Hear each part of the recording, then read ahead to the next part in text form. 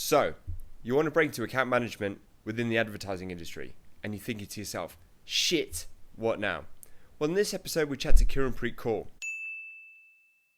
who's the head of client and strategic services at an independent agency in Sydney called Archibald Williams. And she helps us demystify about what account management actually is. It's a cracker of an episode. I feel particularly passionate about it, given it's my vertical, so I hope you enjoy it. Please remember to like and subscribe below, and share it with anyone who you think might find this useful. And as always, enjoy the episode.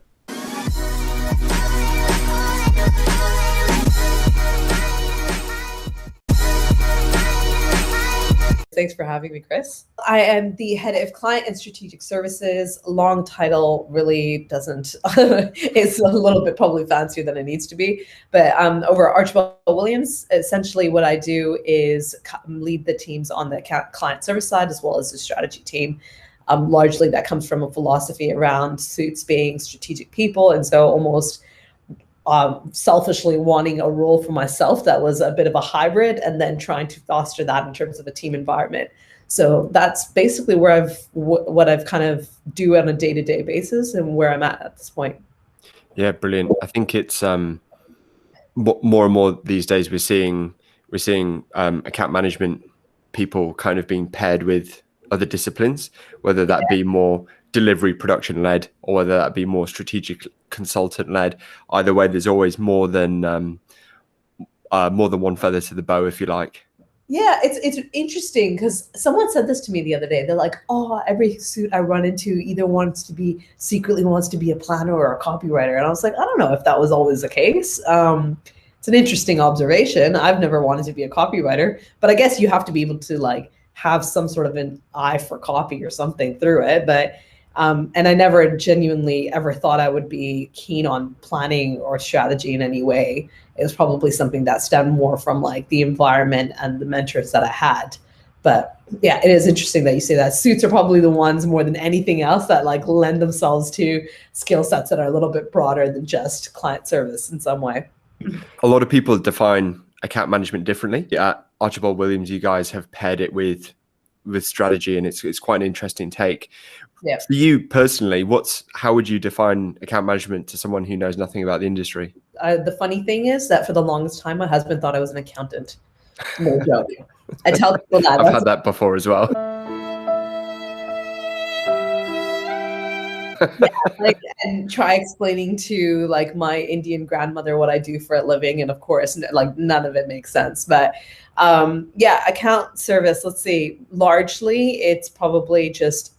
I actually primarily the way I explain it to people, I'm like, look, I'm probably a project manager of some kind, but that's the top level. But the more you kind of break it down, and if someone understands the dynamic of agencies and their role within the larger marketing ecosystem, it's essentially you are the hub of it at the end of the day. We are the conduit between the clients, between the creative teams, between all of the different skill sets that come together to deliver something. And I think there's almost maybe that is what attracts the type of people that go to account management. It's the people who need to be able to see the bigger picture, whether it's a sense of control or whatever it is. But I think that's exactly what it is, that we're the navigators, the holders of the truth, or, just of the vision. But it's that central point that basically keeps the relationships and people connected and moving together. Personally, I always say that, my job is to do with people. And whether that's, when I speak from a strategy perspective, it could be connecting people with brands, or it could be, managing our relationships with our clients, or actually our team dynamics as we move into more of the leadership roles, account management. But it's hard. Like you said, you move from agency to agency and that changes. The accent probably gives it away. I'm Canadian. And for a couple of years early on in my career, I even worked at a more of a production-led agency. So it was creative with the lens of production. And they started doing hybrid roles that were account manager and producers. And at that point, when you're young and you think you're going to be a producer because that's the thing you want to do. Yeah. And I was like, oh, okay, maybe I'll try. I loved the idea of that and went to that agency exactly for that hybrid role. But that's what because of their offering, they tailored those two roles together specifically, and that was their hybrid. But yeah, I think it just depends. The nice thing about it is I think that it does lend itself for you to be able to flex your skill set and specialize in different ways, which is probably nice. Absolutely. And you're so right about it varying from agency to agency. Every agency has their own brand and style of account management. But then even when you move to a smaller agency, yes, your primary focus is the client, but then by nature of it being a smaller agency, you have to flex deeper and harder into production.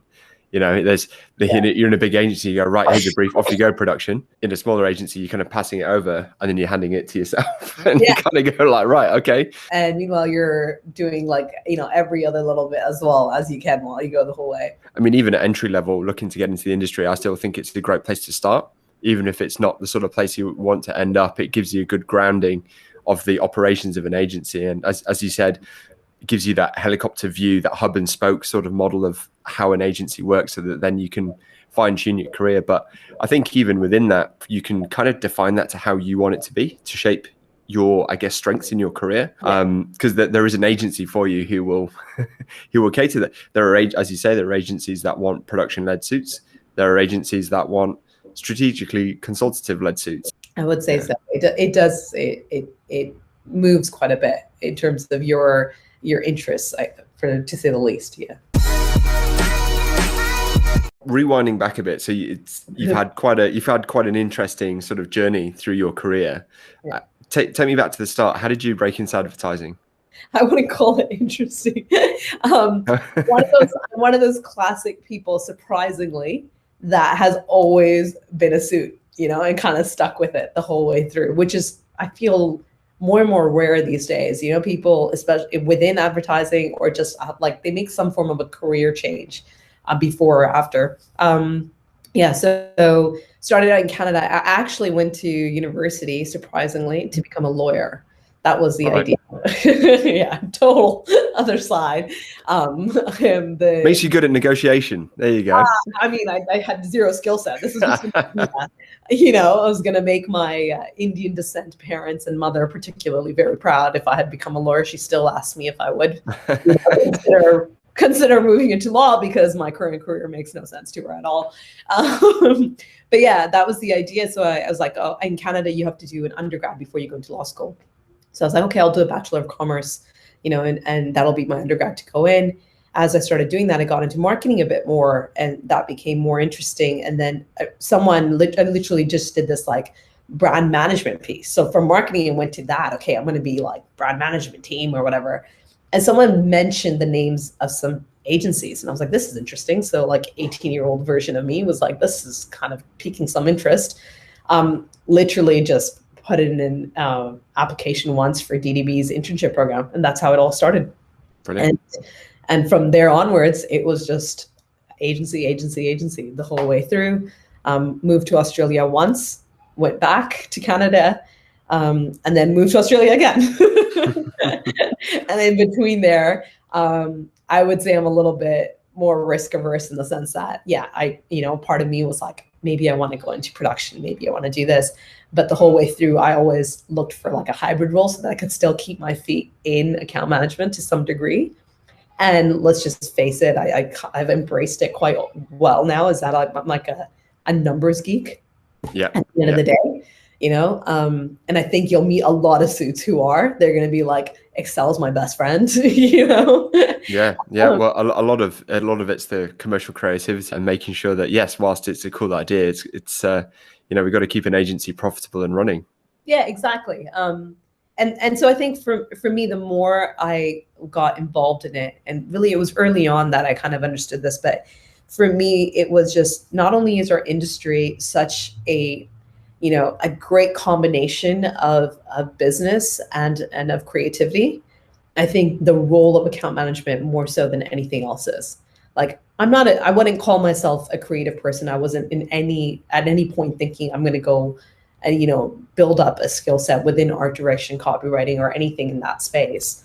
But I always had an appreciation for it. And some would say that I had an eye for it, which, was just maybe around the atmosphere of what I grew up around.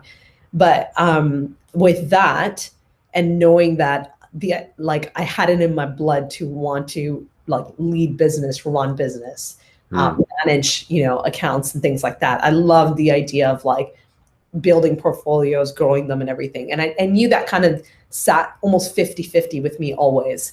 And account management just felt like the perfect mix of that. You have so much great exposure to creativity and creative people, and you can get as involved as you want within that process. And really get like, close with the creative teams, get involved in it. But at the same time, you have the business lens on it. You get to keep track of like, you know what, we're trying to grow this as an agency. I'm trying to grow this as this client account. I'm trying to grow this. And also like this project and what we're trying to build here. There's numbers associated with this. It's a business in here. So I think that the commercial and creative, coming together, it has always been such a sweet spot for me, and particularly in making account management a choice, but also within keeping this industry like my bubble for a long time. Definitely. And I find the people that enjoy account management the most tend to have entrepreneurial tendencies. No, I wouldn't say sales isn't the right word, but entrepreneurial in the sense that, you enjoy spotting a gap in the market, contributing towards something, finding a solution, working with multiple stakeholders. It's you have to are good at account management. Yes, yeah. There are a lot of people who aren't very good at account management. I would say that's probably what gives you the edge. Yeah. And that's one of those things that you hear from a lot of people. Like, very accurate. It's if you have that lens of spotting things, paying attention to the business lines, I think, it gives you the edge either way. Even, you meet a few here and there, you meet creatives who also have that. And it sets them apart. It really does when they have that entrepreneurial lens in there. A big part of it, of what junior suits have said is, oh God, sometimes I panic if I don't know everything, because you're supposed to be this, hub of all knowledge. In account management, you don't need to have the answer, but you need to find the answer. So whilst you don't have it on you right now, I'm sure give it some time. The client won't mind, ring someone in the agency. I'm sure you can find out. It's only human, right? That's, I say that most of my teams will quote me on this because I say it all the time, and it's probably not giving enough credit to our jobs. But anytime it's the panicking part, right? And like, we're human. At the end of the day, I say it's advertising. We're not saving lives. Get to the chopper! We're not in an emergency room where your decision and action in the next 5 seconds is going to save someone's life or not, right? At the end of the day, everything has a solution. If we just pause for a second and reflect, we'll figure it out, So I've always said that to my team until like one day we obviously worked on a campaign. Like now we work on cancer council. So they're like, we are saving lives actually. I'm like, very funny. But it's so true. I think that's one of the best things that you can learn as a young person in this industry. And I think in any job really is like, we're going to make mistakes. People will, you're not meant to have all the answers. No one's expecting you to. And I think that's at any point in your career. Like one of the best things you can do, is getting to a point where you feel comfortable being able to even turn to a client at any level and go, I don't have the answer on me right now. And I don't need to have it on me right now, but I know where to go to find the answers. And I'm confident I can do that. And the more you embrace that idea that you don't need to have the answer, the more comfortable you are and the more level-headed you are. And that itself gives the other person the confidence of going, okay, she's not panicking.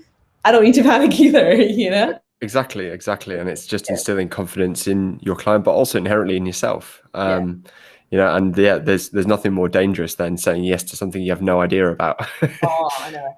But you know what, to be fair, actually, that I had really great mentors and people around me who gave me that space to learn and grow and build that confidence and to make mistakes.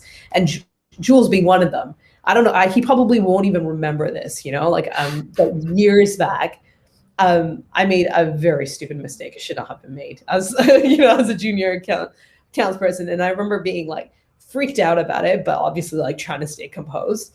And I remember after like it all got sorted or whatever, and like an hour later or so, like I hadn't spoken to Jules about it. I had gone through other people, but he came by to just go, hey, like, don't worry about it. It's a mistake. We'll move on from it. We'll figure it out. And I was just like, in that moment, I was like, oh, wow. Okay, cool. Like, just having people take a second to stop and talk to someone junior like that and go, look, mistakes, make it once, learn from it, move on. We'll be okay. Just don't make it happen again, right? But like, it's that kind of like going, it's okay. We have space enough to be able to work through solutions as long as we're willing to, make progress from here. I think that makes a huge difference. And, we're obviously on the subject of like young people and advertising, but one of the biggest things that we do as an industry is just like create this sense of fear around like this expectation, almost like, that doesn't exist. Yeah, it doesn't exist. Exactly. Right. And also like this, almost like this unattainable like relationship with senior people in agencies. Like they must have some sort of, I don't know, like godly wisdom that we don't have access to. And people reflect that. And there's like, this massive gap in terms of young people and newly into the agency and this expectation of like, maybe it's the generation before, they did free internships, they worked for this and they did this and that and everything. So versus like, that you come back and you're like, people, if we just had that level of connection to go, you are new. It's my job to guide you. And we need to create a space where we can do that and just like, really foster a more open environment for the younger people in our industry. I think people would really start to see the positive in it and actually feel more comfortable to grow in it. And to your earlier point around account management being such a great space to grow in, people would actually be looking at that as an opportunity versus going, I don't want to be at the center of it. I don't want to be, that exposed to the senior leadership because people in that team are, and that's too scary. You must get a lot of CVs coming to your door, a lot of people knocking on your door. What do you look for in the next generation of account management people coming through? Well, yeah, it is an interesting one.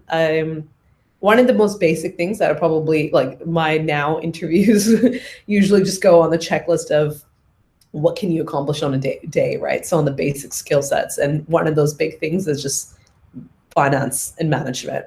Whether you're going to have to do the executional part of it or not, I want to know to what degree you have done it in the past and understand it, because again, it's more of that business acumen, that thinking, particularly because so majority of my career has been in independent agencies. I think that's just because that's where my heart lies. I'm not a network agency type of person. And within independence, as you said earlier, there is a lot more stretch around the hats you wear and what role you need to play. But also, it's a hustle.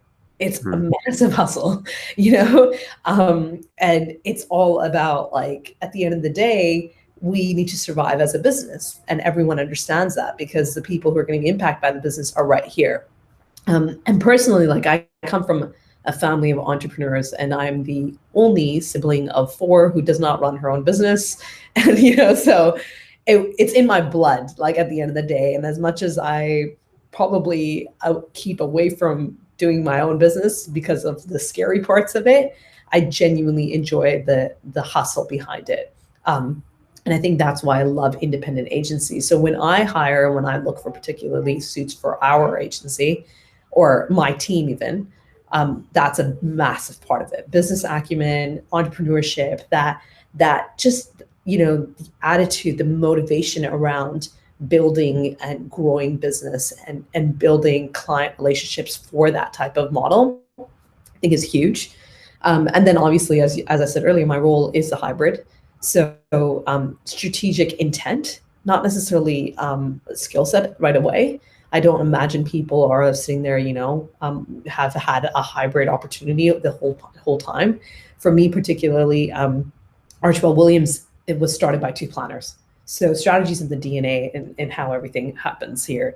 So years ago, when I worked here back in 2016, I had the great fortune of, having a lot of exposure and almost, that spark for strategy began then. And that experience kind of, guided my further ambition towards it and, seeking out opportunities to grow that skill set of mine.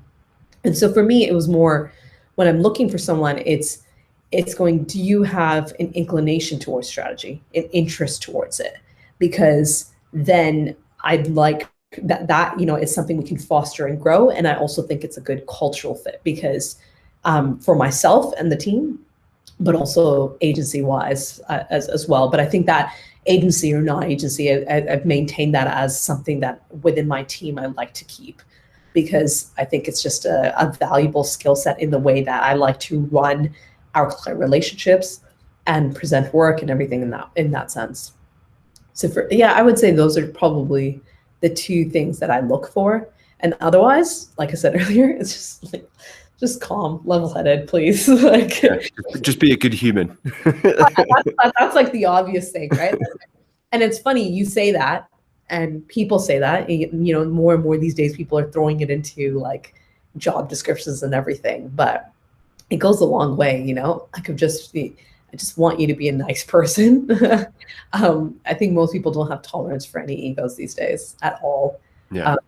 And that's, in terms of your approach, but also at the same time, it's, I think just being level-headed.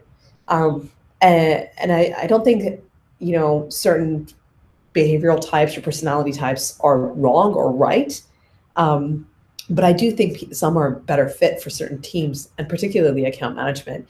I've yet to see many people who, who are flustered easily or can't deal with like high pressure situations do well in this role. Because at the end of the day, your clients look at you to be this like calm pillar, and so do your creative teams and your leadership and the teams that you're training. Everyone around you is looking for you to just keep it cool. And so I think that's a massive skill set, particularly for me. I'm just need people to stay calm. I'm like, we can work on a solution that way. So that's probably like the top 3 things that I look for in candidates, particularly. Yeah. Yeah, definitely. And it's a lot of things kind of, now that I'm on the other side of the table interviewing junior people coming in, it's funny, isn't it? Right. It is weird. It is weird because it just, when I was coming into entry level, to me, it just seems so obvious. They're like, I have a master's degree. I love advertising, blah, blah, blah, blah, blah, blah.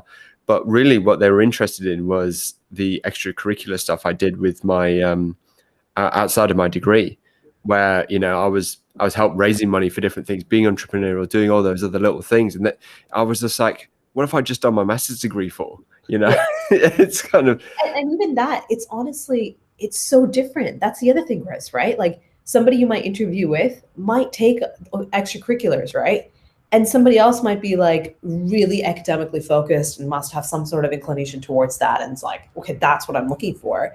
Versus like you're talking to me and I'm like, show me an Excel spreadsheet, and I'm like, if you've done a solid one of those, I believe you're pretty capable. Like it's so different in that sense. So, your earlier point about there being a right fit for you, it's almost like it's understanding that too, of like what is the right cultural fit. Have a base of a skill set, of course.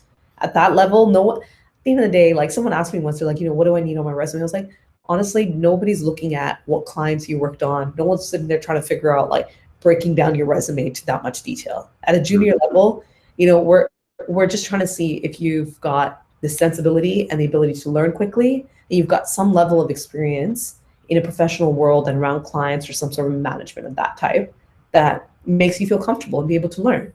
Totally. And just to round off that point, I think what a lot of grads fall into the trap of doing is thinking that an interview is one way. They kind of think they're on Britain's Got Talent and there's 3 people there with buzzers ready to, send them home. Yeah. But really it's a two-way exchange. You need to make sure that it's all right for you. You shouldn't have to try and mold yourself. All right, yes, put your best self forward. But, if you really feel like someone is just being a dick for the sake of being a dick, then it's probably not the place for you. And you don't have to feel bad about that. Exactly. Yeah. And that's another big thing, right? So I was having a conversation with somebody recently as well about this. Like you say, resumes come up in your door and stuff. Like I am one of those people who's like I said, I'm very fortunate. I've had incredible mentors in my life. And my whole career is given to them. One of them in particular, I'll even like, her name is Nora Ahern. And I, till this day, I sound like her when I write emails. I can hear her in my head. It's annoying, but but these mentors and all these people who either were in direct, like worked with me or didn't, took out the time to, to either give me advice, to help shape you and everything like that. I think that's such an important part of it when you're younger is, finding people who aren't like holding on to some sort of secrets that they're not willing to share. That's such a big thing. Like, I feel so incredibly indebted to them that every time if I get an email or anything and it's a young person, I'm like, that's fine. I'll take out 30 minutes or I'll take out some time. We can catch up, because I'm like, people showed me that kindness and consideration, and that needs to continue in this world. Right. So for a young person, it's like, you will only be as great as your mentors are and let you be, and as much as they share. So it's such an important part of that initial process, of finding the jobs. Of course, like, we say this as if it's like a luxury. We have so many offers on the table when you're young, but, for your own consideration, you should always pay attention to that, of going, is this person or the people in my near vicinity that I'm going to work with regularly, are they going to share with me? It'll be a two-way thing, right? If you're willing to learn, people share a lot. Yeah. 100%. And I know that some advice I've even had before, people go, forget about the name on the door, forget about the brand you're going to be working on. Who is going to be your direct mentor, or your direct line manager? And it's, when you look at it through that super tight lens, you go like, God, like, yeah, this is actually so important, because if this person's distant, or if there's anything I don't like about this person, it's a big problem, because I'm going to be spending a large portion of my day with this person. Also, like, management styles, right? Like, that's another thing. I am not, I don't like, people love being micromanaged. I am so not. And anyone who's worked with me will laugh when they hear this, because I'm like, no, I just need you to take care of your things, right? Like, and I'm like, and I'm very clear about that up front. I was like, if you want a manager who's going to be heavily involved, that's not me. I'm like, I'm the type that you bring in when you need to. I want you to kind of build your own and make your project run the way you want to. And again, I don't think that's right or wrong, but understanding that about the person who's with you, who you're going to be reporting into, learning that beforehand is so important. Because if you're a person who like wants regular check-ins and your manager's not about to give that to you, it does not work well. Like, exactly right. Yeah. And for anyone watching this, definitely don't go to an independent agency if you like that. I wouldn't say that. Don't go joking.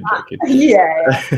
Agencies are like, they are their own cup of tea. And that's actually another criteria in every recruitment brief I put out, always, is as like, the person needs to understand an independent agency and the dynamic of it before they come here. Because it's a different ball game. 100%. There's no big, I mean, in some there are big cushy retainers, but a lot of the time you're quarter by quarter, everyone's accountable for the revenue that comes in. Yeah, and the owners of the business are right there. You're not protected by a board. You're not protected by like, oh, we'll do an annual report or whatever, like, obviously there's like upsides and downsides to both, right? But there's, that pressure is real. Either you thrive on that pressure or you don't, but that is a real pressure to know that the people who run this business, whose names are on the door or whatever, either way, across the board, that those people are right there. They're in this, you see Jules, you see Simon, you see everybody, like, they're there. They're on the desk next to you guys. Yeah, 100%. They're working. So it's a different energy in that sense. If you had a chance to talk to your younger self, what would be the advice you'd give yourself? Oh, wow. That's a weird one. It's a hard one, because like I said, I've loved my career so far. I don't think I would change anything in that sense. The biggest piece of advice I would say is don't compromise on respect, and that's giving it and taking it as well, in both ways. It's really, show respect where it's due to the people around you, whether that's the craft in the creative teams, and the work that they do with you every single day, the planners, or like I said, the mentors around you who are sharing insights and valuable advice and time with you, or just your team who reports into you, and the amount of effort and care they show towards you. I think that respect goes such a long way, whether it's in work or not. And in the same way, the other way around, like I said, our industry, as much as I love it, has a lot of negative things about it that obviously this generation and everybody are trying to work around, but never compromise on being shown the respect that you deserve as well. I think that goes a massive way.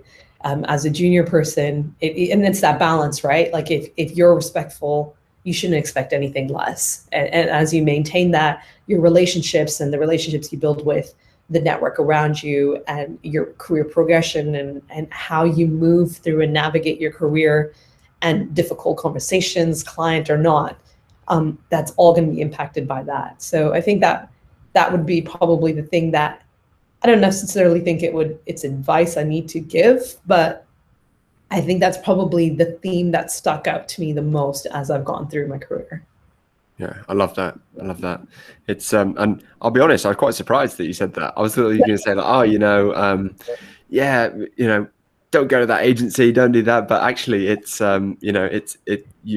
it's your path that's defined you, right? And I think yeah, definitely. That's what I mean, good or bad. I look back and there's moments where I'm like, I stood up for myself, and I think that was great. And likewise, there's moments where I hope that any person who's worked with me has always felt that I've been respectful for and shown them the gratitude for everything that I've been given or shown. And and at the end of the day, that's what stuff that matters, right? Like, we're in a beautiful place. I'm going to sound corny when I say this, but where we do get to interact with so many different humans regularly, directly or indirectly. And so if nothing else, just we have to keep that in mind. Like, you're going to have an impact on someone's life in some way or the other. And let's hope that even if you met that person once, they remember something positive. Yeah. Yeah. And it's a very real thing. I feel it more. I stand out, obviously, more than anybody else, quite outwardly. So people remember me, even if it's a 1 minute interaction. But it is. It's a whole. It's a world, like the world of advertising is just people connecting with people. That's it. And we're at the forefront of it in our discipline. Yeah. Well, Kiran, thank you so much for coming on today. It's been really great having you on here, and I'm sure our future account handlers will find this a treasure trove of insights. I feel like that one just went on for ages. Oh well, I guess I'm hoping the accent didn't throw people off so much, but I mean, we do enunciate, so I do hold pride in that.